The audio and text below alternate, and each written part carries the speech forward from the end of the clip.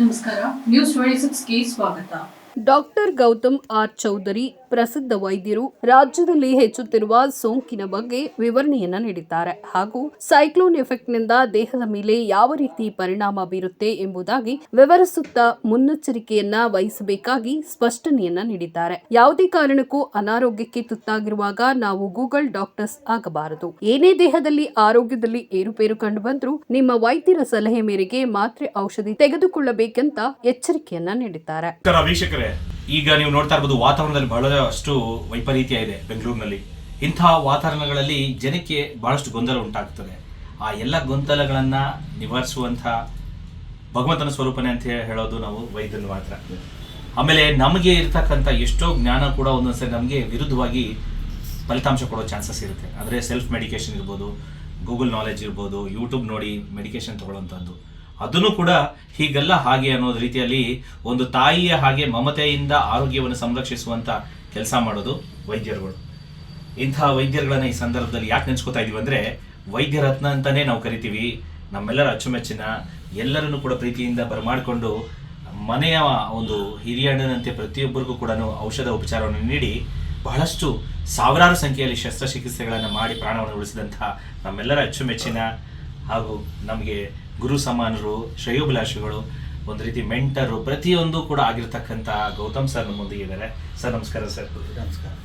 ಇವತ್ತು ಎರಡು ವಿಶೇಷ, ಒಂದು ಆರೋಗ್ಯಕ್ಕೆ ಸಂಬಂಧಪಟ್ಟಿದಂತಹ ಟಿಪ್ಸ್ನ ಅವ್ರ ಕಡೆಯಿಂದ ತಗೊಳ್ಳೋಣ, ಸಲಹೆ ಸೂಚನೆಗಳ ಜೊತೆಗೆ ನಮ್ಮ ಕರ್ನಾಟಕ ಮಾಧ್ಯಮ ಮಿತ್ರ ಬಳಗ ಈ ಡಿಸೆಂಬರ್ 17ನೇ ತಾರೀಕು ಕನ್ನಡ ರತ್ನ ಪ್ರಶಸ್ತಿ ಪ್ರದಾನ ಹಾಗೂ ಸೈನಿಕರಿಗೆ, ಪೌರ ಕಾರ್ಮಿಕರಿಗೆ, ರೈತರಿಗೆ ಅವರ ಸೇವೆಯನ್ನ ಎಲೆಮರೆಕಾಯ್ದು ಮಾಡ್ತಾ ಇರ್ತಾರೆ ಅಂಥವನ್ನ ಗುರುತಿಸಿ ಪ್ರಶಸ್ತಿ ಪ್ರದಾನ ಸನ್ಮಾನ ಕಾರ್ಯಕ್ರಮ. ಹಾಗೆ ಕ್ಯಾನ್ಸರ್ ಅನ್ನೋದು ಬಹಳ ಮಹಾಮಾರಿಯಾಗಿ ಪರಿಣಮಿಸಿದೆ.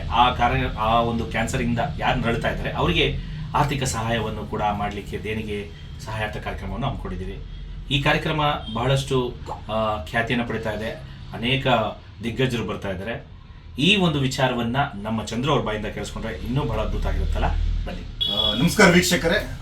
ಏನು ಈ ದಿನ ವಿಶೇಷವಾಗಿ ನಮ್ಮ ಒಂದು ಕರ್ನಾಟಕ ಮಾಧ್ಯಮ ಮಿತ್ರ ಬಳಗ ವಿಶೇಷತೆ ಏನಂದರೆ, ಒಂದು ಕನ್ನಡ ರಾಜ್ಯೋತ್ಸವ ಮಾಡ್ತಾ ಇದ್ದೀವಿ. ಈ ರಾಜ್ಯೋತ್ಸವ ವಿಶೇಷತೆ ಏನಂದರೆ, ಒಲಂಪಸ್ ಗ್ರೂಪ್ ಆಫ್ ಹಾಸ್ಪಿಟಲ್ ಅವರ ಒಂದು ವಿಶೇಷ ಒಂದು ಸೇವೆಗಾಗಿ ಅನೇಕ ಕ್ಯಾನ್ಸರ್ ಪೇಷಂಟ್ಗಳು ನಮ್ಮ ಮಾಧ್ಯಮ ವತಿಯಿಂದ ಸಾವಿರ ಪೇಷಂಟ್ಗಳಿಗೆ ಡಾಕ್ಟರ್ ಆಂಜನಪ್ಪ ಅವರ ಮುಖಾಂತರ ಉಚಿತ ಚಿಕಿತ್ಸೆ ನೀಡಿ ಸಾಕಷ್ಟು BPL ಕಾರ್ಡ್ ಹೊಂದಿದವರಿಗೆ, ಬಡವರಿಗೆ ನಾವು ಉಚಿತ ಚಿಕಿತ್ಸೆ ಸಹ ನೀಡಿದ್ದೀವಿ. ಈ ದಿನ ವಿಶೇಷವಾಗಿ ನಾನು ಮಾತಾಡಬೇಕಾಗಿರೋದು ಡಾಕ್ಟರ್ ಗೌತಮ್ ಚೌಧರಿ ಸರ್. ನನ್ನ ಒಂದು ಆರೋಗ್ಯ ಕ್ಷೇತ್ರದಲ್ಲಿ ನನ್ನ ಗುರುಗಳೆಂಬುದಾಗಿ ನಾನು ಹೇಳಕ್ಕೆ ಇಷ್ಟಪಡ್ತಾ ಇದ್ದೀನಿ.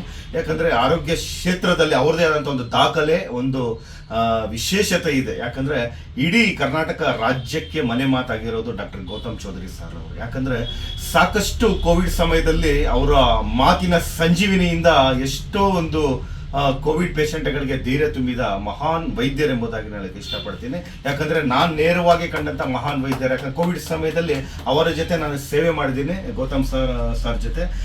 ಅವ್ರು ಎಷ್ಟೇ ICU ಪೇಷಂಟ್ಗಳಿಗೆ ಸಹ ಗೌತಮ್ ಸರ್ ಬಂದಿಲ್ವಾ ಅಂತ ಕೇಳ್ತಾ ಇದ್ರು. ಅವ್ರು ಬಂದ ತಕ್ಷಣ ಆ ಪೇಷಂಟ್ಗಳ ಧೈರ್ಯದಿಂದ ಜೀವನ ಮಾಡೋ ಪರಿಸ್ಥಿತಿ ಇತ್ತಲ್ಲಿ. ಅಂಥ ಒಂದು ಸೇವೆ ಮಾಡಿದಂಥ ಮಹಾನೀಯರೆಂಬುದಾಗಿ ನನಗೆ ಇಷ್ಟಪಡ್ತೀನಿ.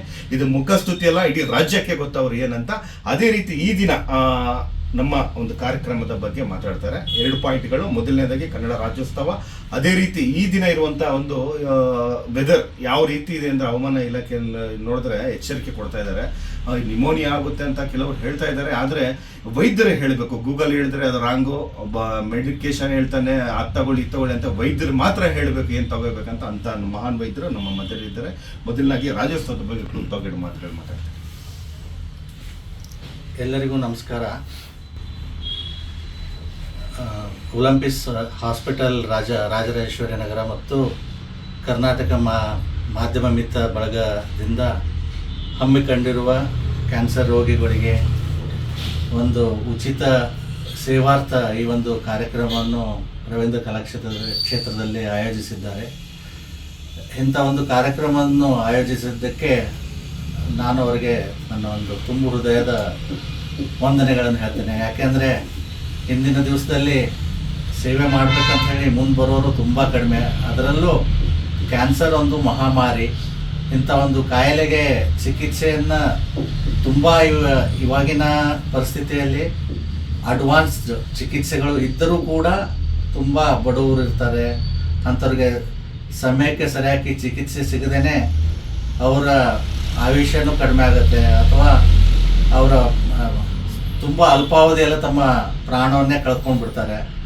ಅಂಥವ್ರನ್ನ ಗುರುತಿಸಿ ಏನು ಈ ಒಂದು ಸಹಾಯಾರ್ಥ ಕಾರ್ಯಕ್ರಮವನ್ನು ಹಮ್ಮಿಕೊಂಡಿದ್ದಾರೆ. ಅವರು ಇದರಲ್ಲಿ ಆರ್ಥಿಕವಾಗಿರ್ಬೋದು ಅಥವಾ ಅವ್ರಿಗೆ ಔಷಧೋಪಚಾರಗಳಿಂದ ಆಗ್ಬೋದು ಅವ್ರಿಗೆ ಸಹಾಯ ಮಾಡ್ತೀವಿ ಅಂಥೇಳಿ ಮುಂದೆ ಬಂದಿದ್ದಾರೆ. ಅವರ ಈ ಕಾರ್ಯಕ್ರಮ ಯಶಸ್ವಿ ಆಗಲಿ, ಸಾವಿರಾರು ಸಂಖ್ಯೆಯಲ್ಲಿ ಏನು ಈ ಕಾರ್ಯಕ್ರಮಕ್ಕೆ ಫಲಾನುಭವಿಗಳಾಗಿ ಯಾರು ಬರ್ತಾರೋ ಅಂಥವರಿಗೆ ಒಂದು ಒಳ್ಳೆಯದಾಗಲಿ. ನಾನು ಒಬ್ಬ ವೈದ್ಯನಾಗಿ ನಮ್ಮಿಂದ ಏನಾಗುತ್ತೋ ನಾವು ಕೂಡ ಸೇವೆ ಮಾಡ್ತೀನಿ ಅಂಥೇಳಿ ಈ ಮೂಲಕ ತಮ್ಮಲ್ಲಿ ಹೇಳ್ಕೊಳ್ತೀನಿ.